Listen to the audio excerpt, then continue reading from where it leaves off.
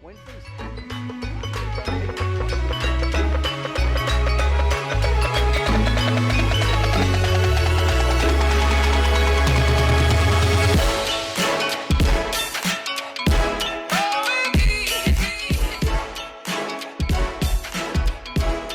It's Barry McGee. Okay.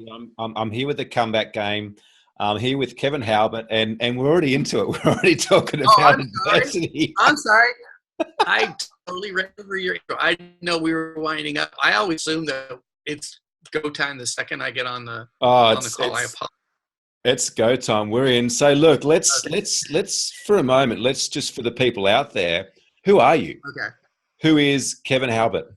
Well, people would want me to be different about it, but I'm Kevin Halbert. I'm the son of Gary Halbert, who is arguably the greatest copywriter who ever lived. People would probably want me to just come out and just say, hey, I'm me. I'm not just the son of this guy, you know. And I think you know from when we met in Australia, when Gary Halbert's fame is this big, you know what I mean? And here's Gary Halbert's kid showing up, and well, what's that to this whole picture? It's only, and I don't want to sound like a whatever, but you know that when we walked in the room, we start talking. People realize this isn't Gary Halbert talking. You know what I mean? This is the inspiration of Gary Halbert. This is the product of Gary Halbert, but we are speaking on our own to all this stuff. And so, you know, like I remember going to a Jay Abraham event, and he was hot seating all these people, and I just interrupted him. And I was like, and I was exploding because I had answers for everything he was doing, but Jay was busy, had a lot of people and all this other stuff. And then I just couldn't take it anymore. And I was just like, you need to do this, you know? And then this other guy came out and went, no, you need to do that. And they didn't know who I was. And then they would follow me out into the hall and then try to hire me. And, you know, and I was like, I can't steal Jay's clients or whatever, but I was just couldn't help it. But they didn't know it was Gary Halbert's son giving the ideas. They just knew they liked the ideas and stuff like that. So, you know, Bond's giving me that every single day. You know, it's our time. It's our time. It's our time. You know, so we never want to. You know, parents would probably want you to do that, but we're never trying to supersede what our dad's done. We could never come close to matching that, but we can just come out as ourselves and be as big as we are. And so, you know, we have a copywriting background, a marketing background, a business growth, you know, kind of thing. But I'll tell you this, you know, it's like our dad. Our dad was, you know, rolling in money one month and he was dead broke the next month. But he certainly taught other people like Robert Allen how to make $25 million very easily. I mean, that's one of his testimonials, you know.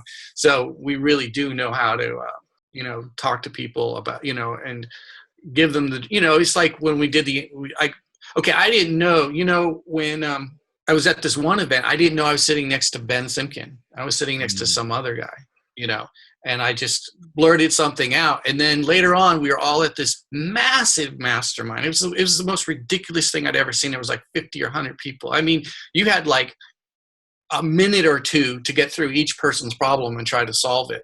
You know, this whole committee of people doing this whole mastermind. And I blurted out something for Ben, and I still didn't know who he was, even though I had lunch with him because he was just at the bigger table with everybody. And then he came back later and he was like, I did what you said and it changed my business, you know. But I probably wouldn't have even done the advice that I gave him, but I knew it was the right thing for him to do. It was what he needed, and it would change things. So, you know, we're the type of people, if we don't want to 10x our lives, you know, we want to be comfortable and have a quality of life.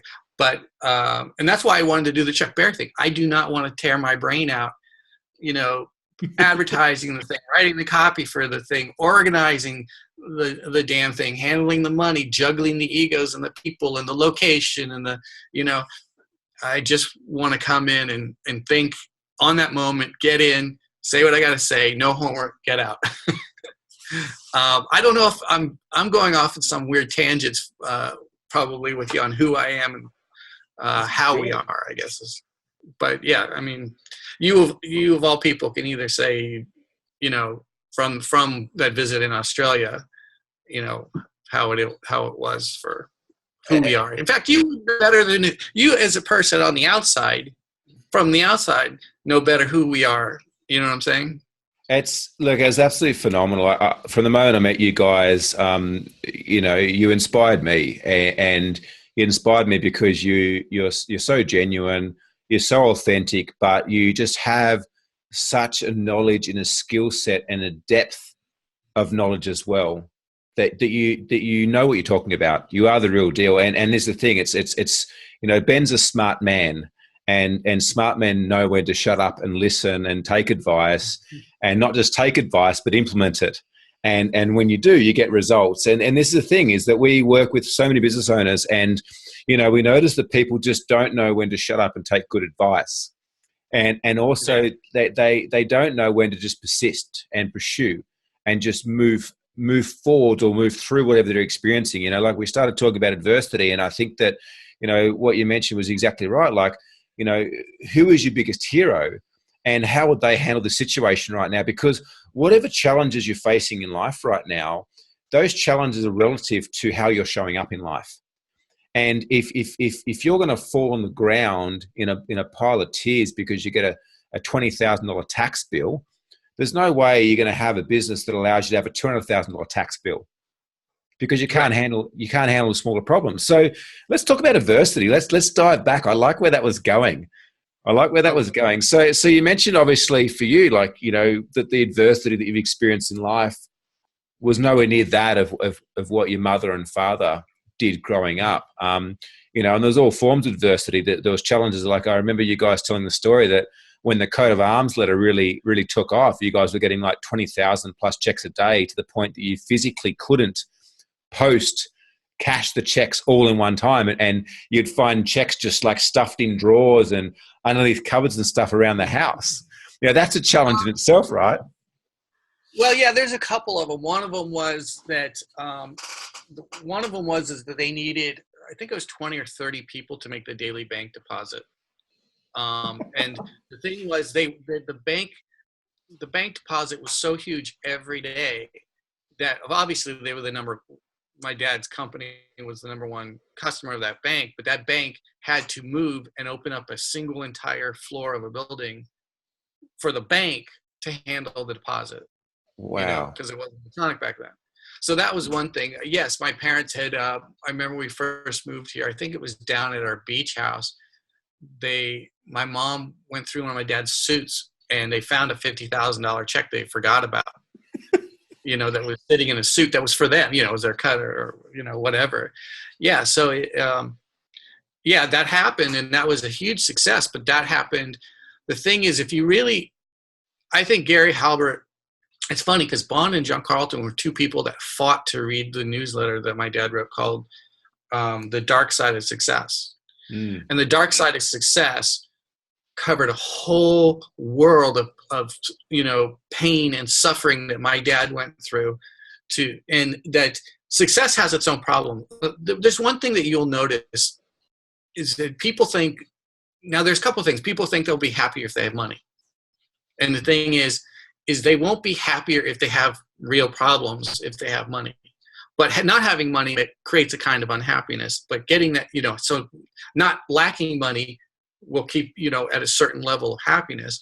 But the thing is that if you ever start taking in, let's say, I would say somewhere in the neighborhood of 3 to 10 times as much money than you did suddenly in the previous year, or something like that, all of a sudden there will be a new reality of anxiety that will hit you. That is, there'll be, how do I protect this money? How, the IRS is going to come do it. What are people going to do when they find out I have money? How do I keep this going? I was just going to say, this is where the creature neurology kicks in. Studies have shown, I think it's like 98% of people that win the lottery within 2 years are worse off financially than before they won the lottery. And the thing is that the experiences that we learn to survive become the experiences that our continued survival depends upon. And so if we've grown up in an impoverished environment or environment of scarcity, that's an environment that our creature neurology and we have learned to survive.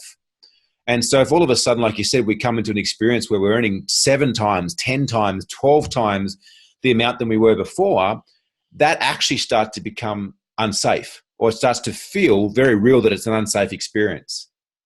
Yes, it feels very awkward. And my dad, he had it in another newsletter, but it's a comfort zone, and people, you know, you know what? I would, off the top of my head, I would liken it to survivor's guilt. Yes. You know what I mean? They don't Yeah. feel like they belong in this tax bracket. They don't feel like they belong in this amount of money. Now, there are a lot of people that are lower because they just do stupid stuff, but there's a lot of people that will end up back where they were because, you know, fooling's money will soon parted, or a person's, you know, doesn't think about. I think, yeah, the way a person thinks about money is makes a big deal on how that turns out for them. Because when a person gets a bunch of money, a lot of people think what they can buy with that money. Do you know what I mean? Instead of what would, like me and Bond, we think of it as how much peace of mind it gets us. Do you know what I mean? How much free time it gets us. Other people think about the Lamborghini they can get, right? And if you got your ducks in a row, you don't really need to care that everybody thinks you're the hottest thing when you pull up in your gold ring car. You know what I mean? I mean, you'll do it if it's a tiny fraction of your money, no problem. But if you're you know, the anxiety or you know, whatever that happens from lack of having money and then getting it and feeling relieved or out of danger or whatever that is worth far more than the bling. Just, it's, you know, and that idea that, okay, you know, I'm good for this many months or years. That's how we kind of think. And the thing is that, you know, when we get paid chunks of money.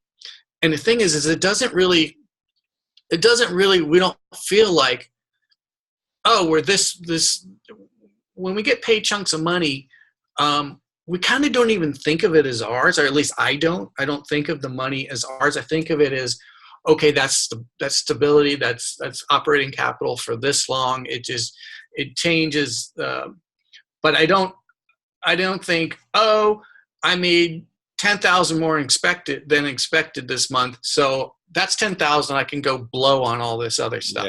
Yeah. Does that make sense? Yeah, 100%. Yeah, but my dad was young, and when he made his money, he was just over 30. And my mom said he was pissed because he wanted to be a millionaire before he was 30. And he had just missed that opportunity by a few months. So that really bugged him. But he, you know, I can just tell you from his thing on The Dark Side of Success was, you know, he used to go in raggedy T-shirts and jeans with a sack over his back and go and flip it over onto the counter of the bank before they had all the, you know, and, you know, he felt like he was this big, you know, felt kind of puffed up. And his parents were always trying to keep him humble and not believing that he's a better person. And they would, you know, which was the worst thing in the world. But he said that the thing is that his grandparents made him believe in himself. And as much as his parents tried to cut him down, you guys have your tall poppy thing. Yeah. It didn't work because his parents had gotten to him and instilled confidence in it. You know, that's not to say we don't have low points. But the thing is that when he went around and did that, all of a sudden, you know, he's driving home one day and he's got the electric garage door open. He goes in, and all of a sudden a guy with a ski mask, two guys with ski masks and guns, you know, are in his thing, taking him into his house, tying him and my mom up and putting him in my dad in a sack, you know, and rummaging through the house. And they're telling him, this is what happens to rich people, you know, wow. And, you know, just threatening him, scaring the daylights out of him to even get them to give up even more money that they had, you know, sitting in the house. And these people, I think, stole trash bags full of checks, which were no good to them because, you know, they weren't going to go cash them, but they, you know, maybe they thought there were dollar bills in there or something. But, you know, then there came a time where we explained this before at the event that, you know, when you go to mailing a list, someone that's selling you names will give you the hottest names first to make you think the list is really good, even though they've given you the 5% of the best names. Well, that happened to my dad, where he was making money. He ran a test. It was really good. So he threw all this money at it, but the rest of the list was bad. And so he ran out of money, and all of a sudden the feds are knocking at his door and charging him with mail fraud.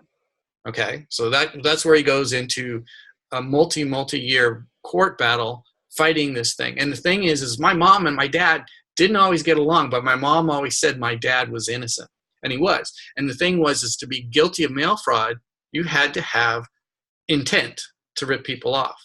My dad just ran out of money and couldn't fill the orders. But that didn't stop him from going to 2 trials and then going to jail for 10 months for a crime he didn't commit, but he came out of there. The thing is that you take a dynamic person like Gary Halbert, it's like, I don't know, it's like taking a certain kind of, wide-ranging animal and putting it in a cage, and giving him nothing to do, and his job at prison was to rake rocks. Basically, they gave him everyone had to have a job, so they gave him a stupid job of raking rocks to like even them out in the place. You know what I mean? Mm-hmm. And the thing is that, well, first of all, people get great ideas when they're sitting on the toilet and taking a shower because their mind is on autopilot. You know what I mean? You're looking at a blank wall. There's nothing to even focus on. Your eye can't even focus on, the walls. And so your mind, with no TV distraction dominating your consciousness and your thought flow and everything else, is where all these answers come from.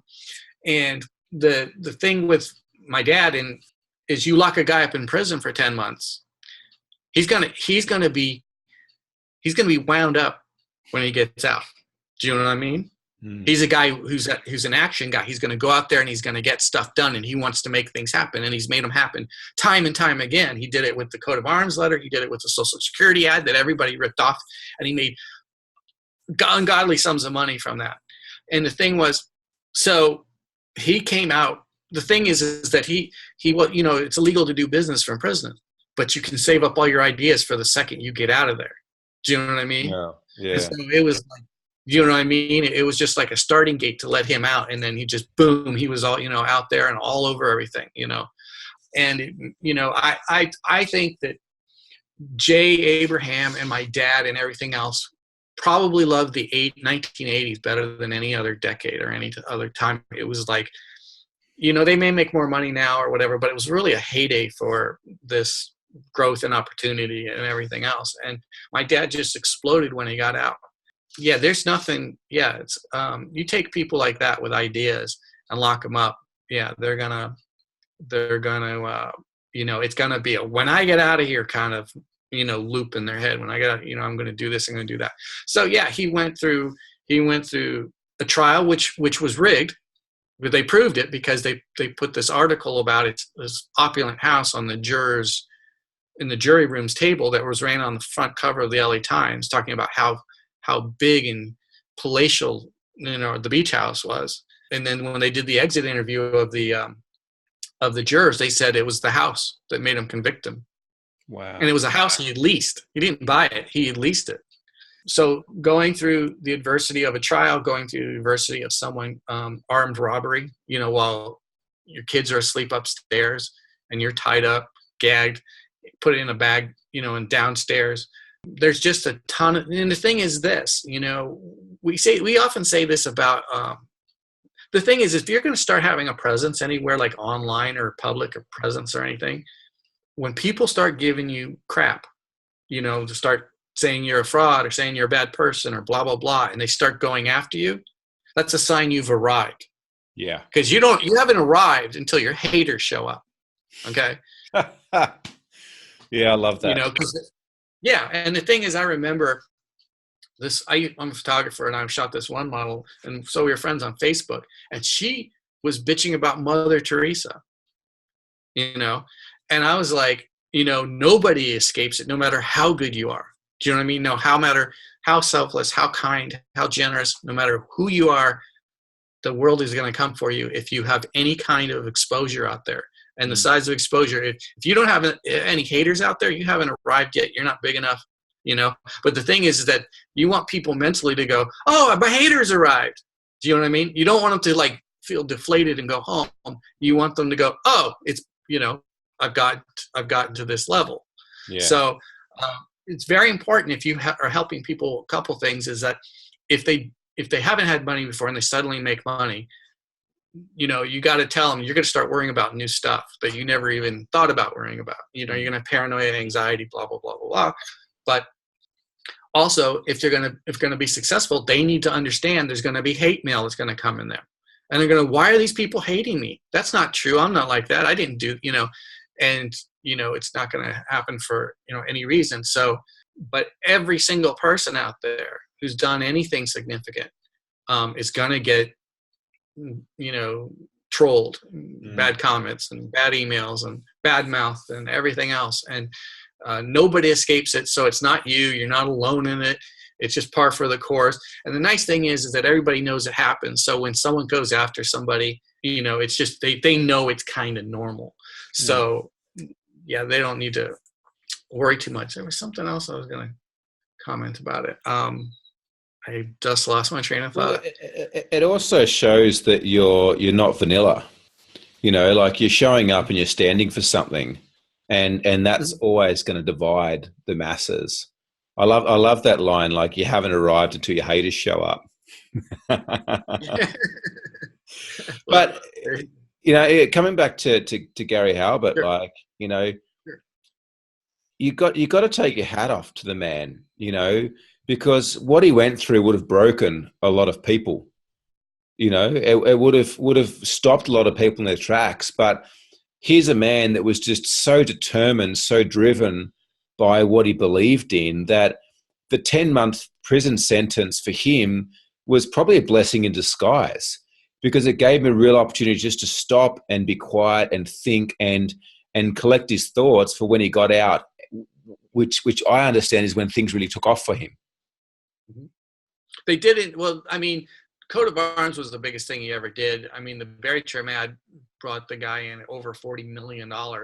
But they're different kinds of successes. You know what I mean? Like, my dad's favorite ad that he ever wrote was a personal ad to get a girlfriend. Yeah, and that ad, like, talk about that one. Sure. Yeah, when my dad, the interesting thing was, it's a good argument for long copy versus short copy. And the thing about it was, like, the one thing I'll always remember that Gary Benzavenga said about my dad on a phone call was, he goes, your dad really swung for the fences. And so we've kind of latched on to that, because it couldn't have been said any better than that. My dad swung for the fences in anything he did. He didn't half-ass it. He didn't half-ass it with a Tova Perfect ad campaign. And the thing was, he is really good at understanding human psychology. When you're a door-to-door salesman, you figure out, okay, the thing with Gary Halbert is finding out who you really are, not who the polite you is, who you really are, who the really selfish person is, what really ticks in you, what really works, what sequence of switches to flip to get that person to the result he wanted, whether it's to buy something, to date him, to make a phone call, whatever. And he was really good at that. And the thing was, he decided, I'm going to write an ad to get a girl, but I'm not going to write, SWM, X years old, blah, blah, blah. He knew, and as you know, because of the presentation I gave in Australia, he knew that story was going to be this big selling point.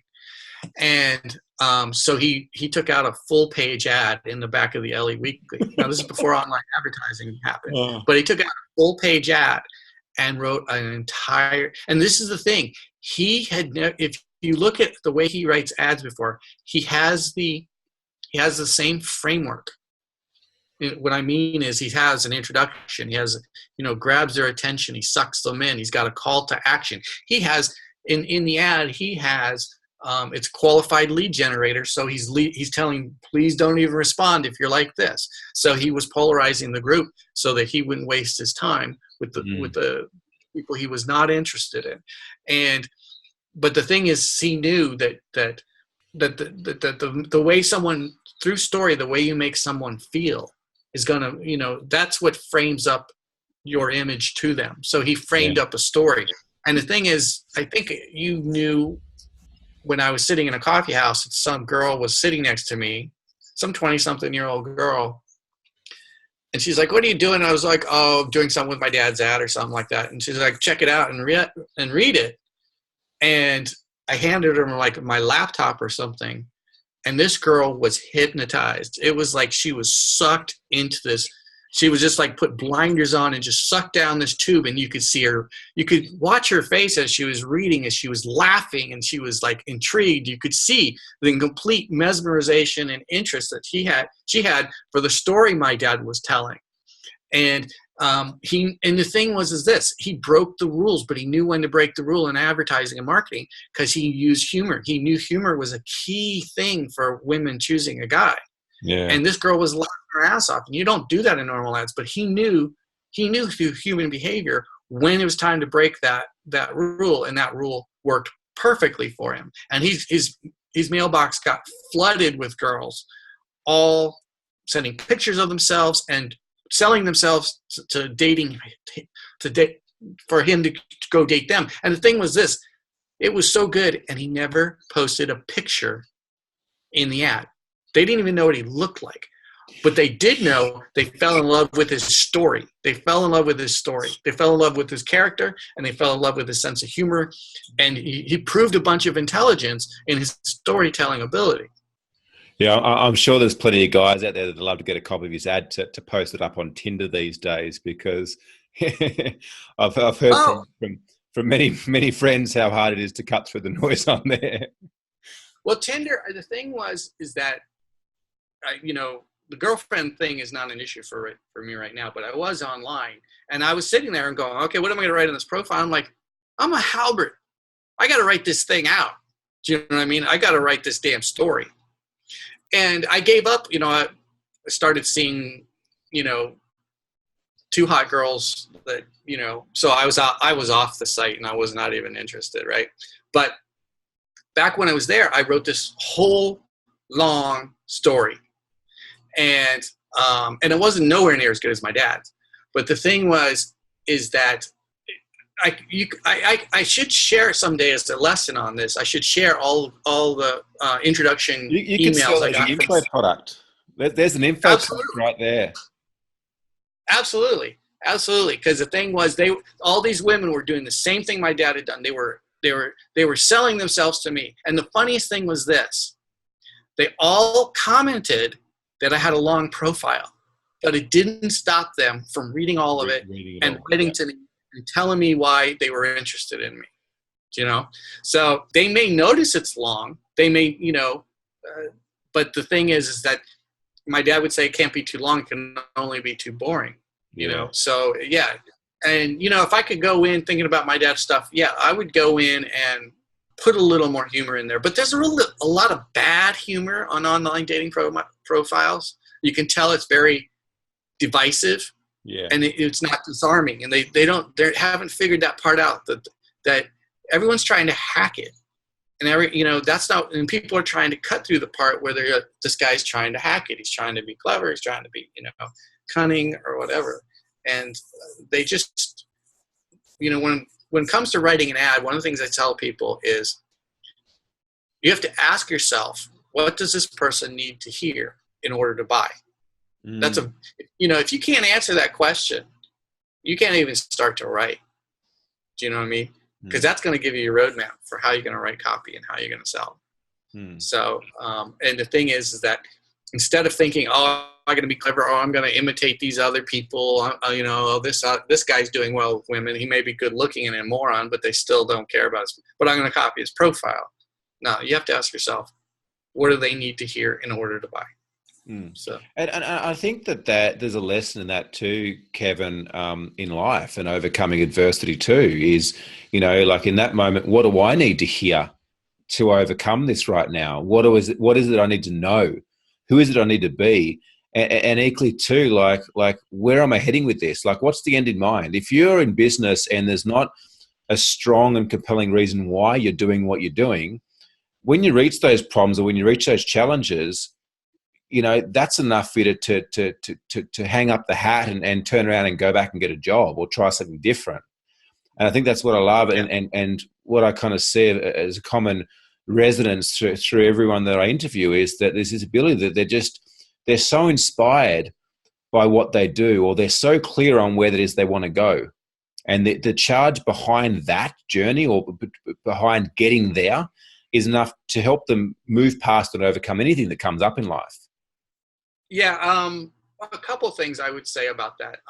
First of all, one of the things I noticed is that I have a passion for different things that are completely unrelated to what we're known for. But the thing is that to make money in those little areas that make a fraction of the money, so can sometimes feel better. Do you know what I mean? If you're just, the Halberts have one thing in common. We all are obsessive people. And most of the time we're obsessive about something for a long time.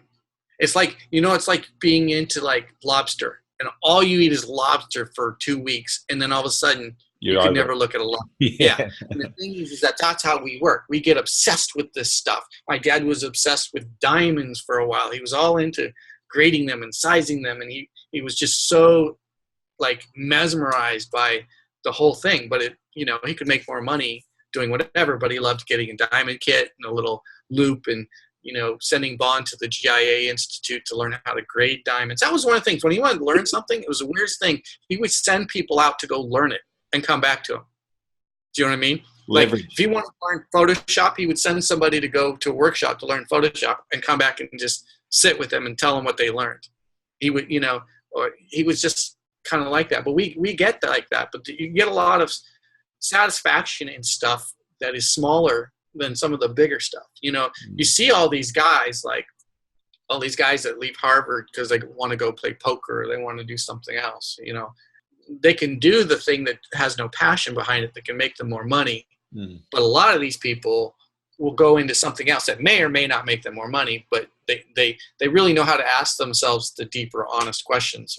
Is this really where I want to be? Is this really what I want to do? And I think, it's old thing, but where your passion lies. And that's one of the things that everyone else has an edge, is that they have the successful people have a passion obsession, and as long as they have that passion obsession, keeping them driven, they're going to stumble, they're going to trip, they're going to fall on their face. But as long as they keep getting up and keep walking, one of those things, like the coat of arms, will hit big, and then none of the rest of the stuff behind will matter.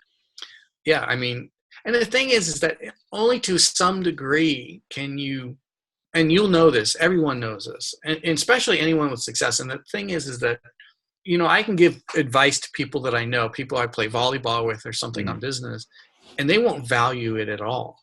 Yeah. They who are you? You're know-it-all, blah, blah, blah, and that's why one of the keys to the successful stuff, which is good, is that they don't get the passion behind it. Like I have a passion for 3D printers, and I'm all into what they can do. And,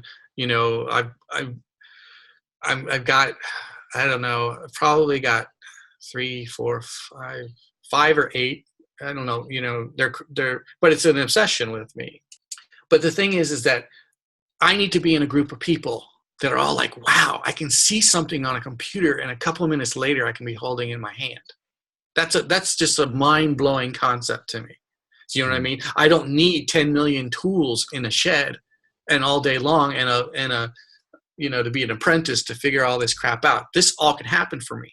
But I can tell you a bunch of people watching this webinar right now are like, boring. You know what I mean? And the thing is this, I need to be in a room of people that all feel the same way as me, that are like, wow, you can do this thing. I had this thing, my thing broke, and all I need is this bracket, or I need to replace this part, or, whatever. Like I 3D printed a bird feeder. So I wanted a bird feeder, and I just went online, went bird feeder, and I went print, and then I had a bird feeder hanging on my thing, and now I've got birds out on my balcony overlooking the ocean, just birds eating, and it's, to me, that's a very passionate thing, but I promise you, it doesn't make us as much money as our trips to Australia to speak for 3 days. Yeah. But that passion, it's equally satisfying. But the thing is that having a passion for something and wanting to emote it with people that have zero passion for what you have is really hard.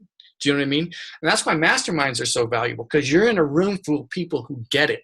Yeah. And when you say something that is like, a mic drop moment, the room, gets it. It's not like you're in a room full of people that speak a different language and you just said some heavy stuff. And they're just like, you're in a room full of people that speak your language and get it. So, being around the people that get it and feel your passion and share your passion and excite your passion and support your passion. And when you get in those rooms and you start talking, the thing is that you give an idea, the other guy gives an idea, and it works itself up. The energy isn't equal to what you put into it. It starts getting bigger and bigger with the excitement of what is possible for the people that are all like-minded. Yeah. But I will say this, it's very hard to inject passion or obsession into a person. Yes. Okay.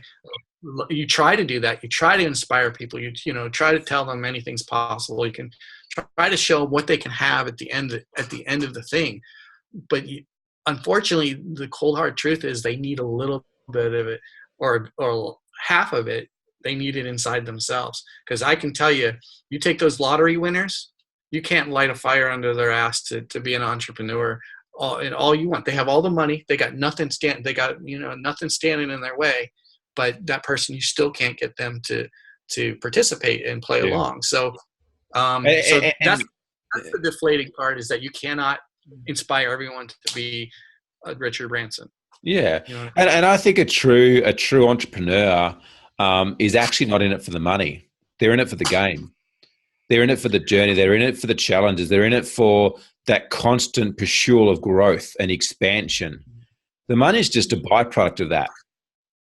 Well, first of all, it depends on where you're at. But once you get into the big money, yes. Because the thing is this. I can tell you it probably bugs the shit out of Larry Ellison that he's always come in number 2. Do you know what I mean? And now he's going to come in number 3 or 4.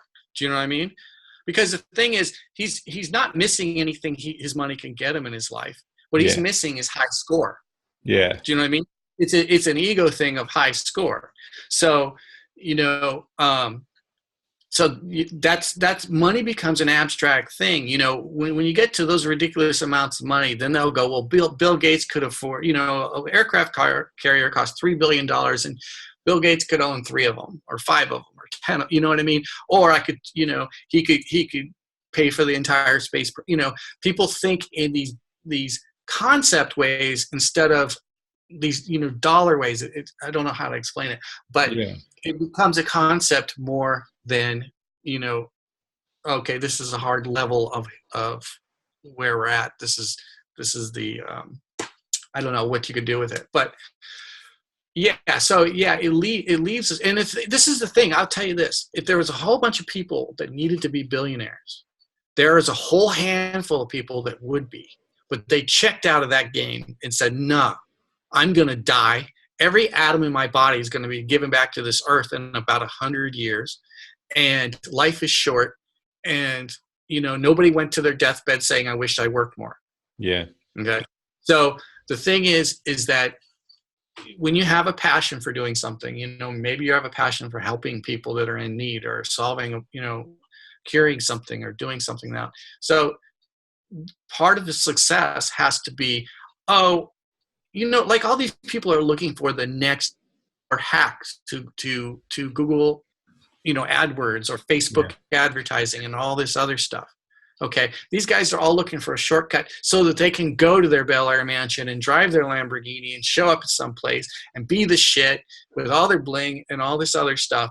And the thing is, the real way to be successful, he might have won, but he kind of lost. The real way to be successful is to love the lifestyle of the business you're in. It's not the lifestyle the business will give you, but business is part of your lifestyle. And that's kind of an important way, because there's a lot of people that burn out on all the money they got and they're unhappy. Yeah. I think money is an amplifier.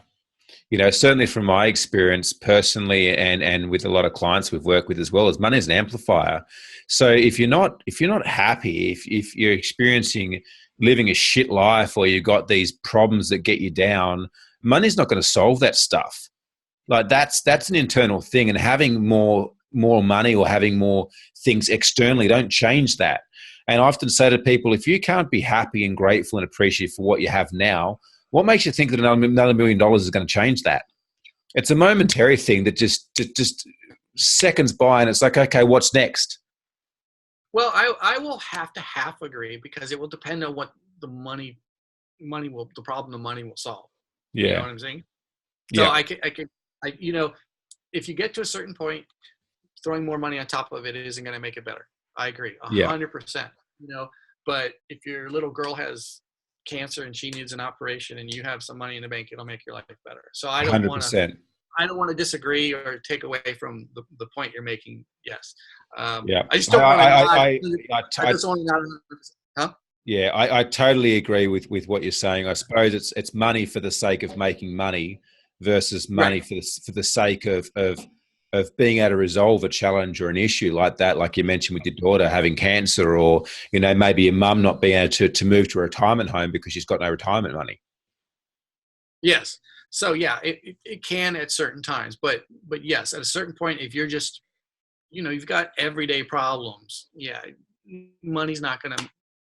Yeah, it's not going to make them all go away. I agree 100% with that for sure. Yeah. So I don't know. What's your mate? This has been one of my favorite interviews so far. I must say, this is awesome. Like, I love just the fact that 1 minute we're talking about 3D printers and bird cages, and the next minute we're talking about adversity, and it's absolutely fantastic. What would be one bit of advice that you would give the people out there watching this and listening along that are in business, that are moving along and wanting to create a legacy and maybe experiencing some challenges, some adversity right now? What would be Kevin Halbert's piece of advice for them? A couple things. The first piece of advice would be just the adversity and challenges. I think the first thing is that would your hero take that as an excuse? That's the first thing I would say.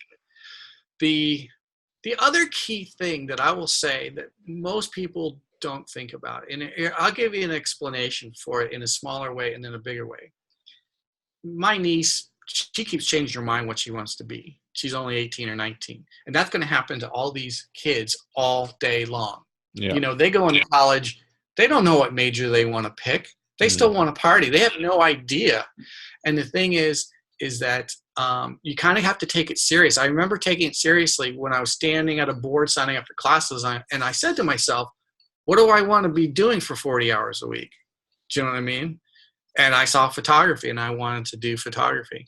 Now, when I went to college and studied photography and stuff, and I got out and started working in the business, I realized I did not want to be in the business of photography. It was awful. I was a digital consultant right when digital was coming out, when the cameras I was helping photographers handle were $25,000 a piece for a 6 megapixel camera in the 90s. And I was having the best time at the photo shoot. The photographer was going crazy. He was fighting with the models, fighting with the art director. He was worried about, bills and getting paid. And, it was a really sobering reality to find out it wasn't like television. Do you know what I'm saying? But I got back into photography when I started doing it just for fun, for no money, no profit. And I realized why I fell in love with it. And it was not the business side of it. But so for anybody that's interested in going and doing something, for a young person, I would say, go work under somebody or for somebody for free, in that field before you even go to school to learn it. And find out it, because you're going to find out that the reality could be very different than the way it's portrayed on television or, in rap videos or whatever. The reality could be very different than your imagination of what it will be. So and so it'd be very sobering to find out, oh, it's not all this, it's going to be this and this and this. There's going to be a bunch of other stuff. The other thing is I tell the bigger clients, now that's for youthful people, go spend some time in that business, showing up, having to show up on time at 9, leaving at 5, and finding out what a full week of that looks like. So that's the kernel of the bigger thing, which I would say is this. Some clients come to us and they want us to help them with their whole future and business future. And one of the things that I try to say to them, if they want us to, do an ongoing thing to help them, is that I'll say, okay, 5 or 10 years from now, what does your day look like? Your whole life, the business lifestyle, everything. What does that look like? Okay. So that gives them a picture. First of all, they don't know. That's the first thing. So they have to go check them in their head. What does it look like? And so they have to kind of shape that into focus into what that would be.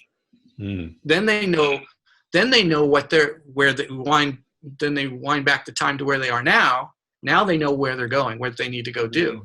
And it starts to get into what steps are that's where we're going to end up. That's how I want to live. That's what my goal is. That in focus. And then I just have to, what do they call it in animation? I think it's keyframing or tweening, is where you know each step you're going to have to take is going to get you to. So the other most important thing for getting to success when you talk about being in a mastermind or a support group or whatever would be accountability. So hey, you're going to go out and do this. You need to do this. And they're like, oh yeah, it sounds great. Yeah, blah, blah, blah. What you want to do is try to say to them, and it sounds kind of whatever, but it's not the most appealing thing, but is when we meet next time, what will you have done? You know what I'm saying? And then you go, when we come back next time, would your hero accept excuses that you might try to give me if you haven't done it? I love that. That's so powerful. Start with the end in mind and bring someone in with that accountability. Commit to something that's going to change. Yeah, for every time you meet. When I come back, I will have set up this, I'll have done this, I'll have done that.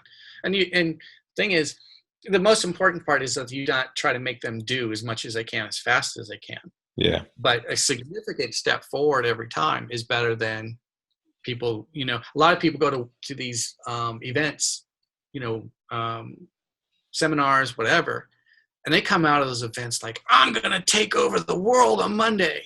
I've got my New Year's resolution going, and man, am I going to take over the 2018, and then it comes February. Do you know what I mean? And so you can always let it slide a little with yourself. Do you know what I mean? But if you have somebody that's going to be there to, you know what I mean? Yeah. And one of the more powerful things, I kind of learned that from, believe it or not, Eben Pagan. I was at an event, and there was some, for personal growth, you kind of said to a person, this is what I want to do to grow. And they're like, okay, this is what you're going to do, and this is when you're going to do it. And you had another person that was going to follow up and say, are you doing what you're doing? And you're supposed to follow up with them going, are you doing what you're doing? So that kind of made you stick to it. But there was a nice penalty for it. It was like, well, who do you hate? I hate Donald Trump, or I hate Hillary Clinton. Okay. So if you don't do your thing on time, you have to donate X amount of money to your enemies. Shit. Cause. Wow. You know what I mean? Leverage. Yeah. Leverage to the hilt, right? Yeah. So you're like, damn, I got to write a check for these people, and I hate them. You wouldn't do that more than once? No. Yeah. Especially if you make them write out the check ahead of time. But those are just some of the concepts. Some will work for some people, but those are kind of those. Yeah, I think if it was, I needed to help get a person from one place to another, and they didn't know that it was going to hurt me terribly if I didn't help them get to where they were going to go. Those are the things that I would do to try to get them. The other thing is, I think what inspires me, I know there was a car I wanted in this apartment I wanted. The apartment I'm in, it's an apartment, but it has a 180-degree view of the ocean. And I used to drive by this place every time when I found out I was going to possibly get it. And I remember there's a car I wanted, and this guy was selling it. I was very young, and the car was $400 or $800 back 30 years ago or something. Yeah.